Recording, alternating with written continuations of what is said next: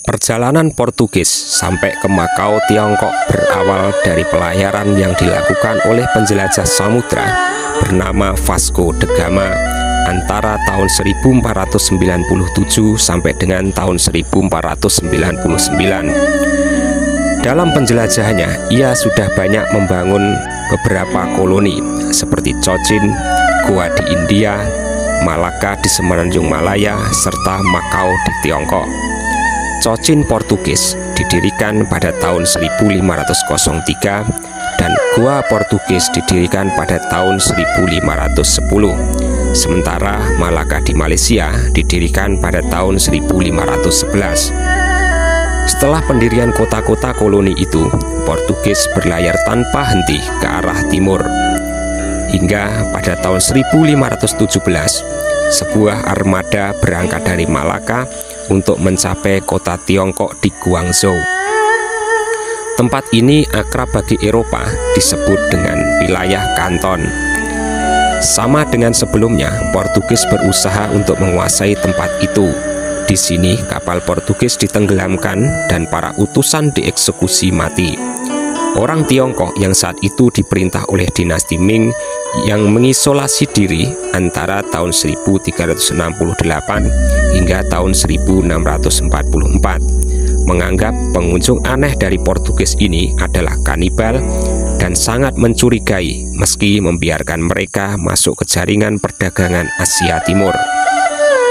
Orang Tiongkok juga tidak terkesan dengan bangsa Portugis, salah satunya karena sebagai orang asing, mereka menembakkan meriam dan membangun benteng tanpa izin. Namun, Portugis tidak terpengaruh dengan anggapan masyarakat Tiongkok. Akhirnya, keduanya merundingkan kesepakatan. Namun, apa yang dirundingkan sampai saat ini tidak diketahui dengan tepat.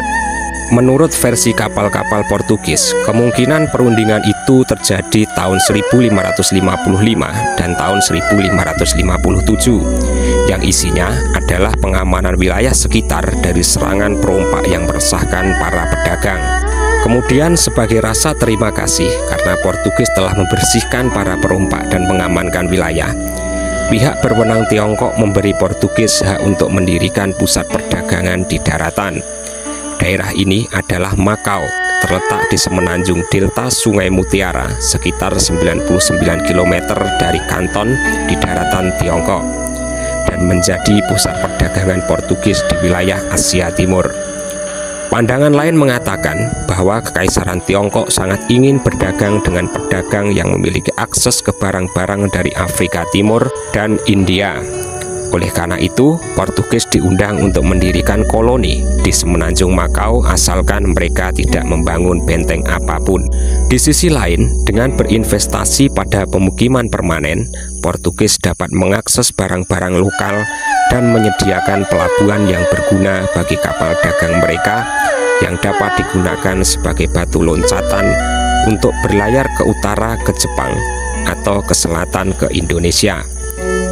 Berbeda dengan koloni Portugis lainnya, fondasi koloni Makau sebagian besar berkat pedagang dan misionaris ketimbang disponsori langsung oleh kerajaan Portugis.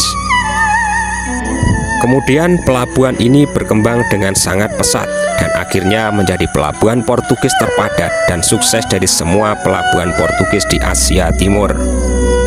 Dalam perkembangannya pada tahun 1601, Makau memiliki sekitar 600 pria Portugis pedagang, tentara, dan pelaut.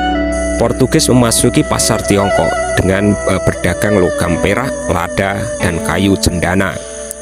Para pedagang di Makau diberi akses ke pameran sutra besar Tiongkok dan dengan demikian membawa sutra dan barang-barang lain yang sangat diminati di Asia dan Eropa seperti porselen Ming dan emas. Pada tahun 1669 terdapat lebih dari 300 pemukim atau casados, yaitu sebutan untuk pria Portugis yang menikah secara permanen di Makau. Portugis juga mendatangkan banyak koloni dari wilayah lain, terutama yang berada di India. Koloni tunduk pada gubernur yang memiliki wewenang atas urusan militer. Kekuasaan politik berada di tangan Dewan Kota atau Chamara. sebuah lembaga yang diberi piagam hak istimewa oleh Raja Muda Hindia di Goa pada tahun 1586. Kemudian pada tahun 1623, Kapten Permanen pertama koloni Makau diangkat. Ia perwakilan resmi dari Raja Portugis. Chamara memiliki kendali penuh atas keuangan Makau dan independen di daerah ini dari pejabat mahkota Portugis. Pemukiman ini mencapai puncaknya dari pertengahan abad ke-16 hingga pertengahan abad ke-17. Setelah itu, Portugis harus menghadapi persaingan ketat dari para pedagang Eropa lainnya, terutama Belanda dan Inggris. Seperti tetangganya Hong Kong, Makau diserahkan kembali ke Tiongkok pada tahun 1999 dan menjadi wilayah administrasi khusus Republik Rakyat Tiongkok hingga sekarang.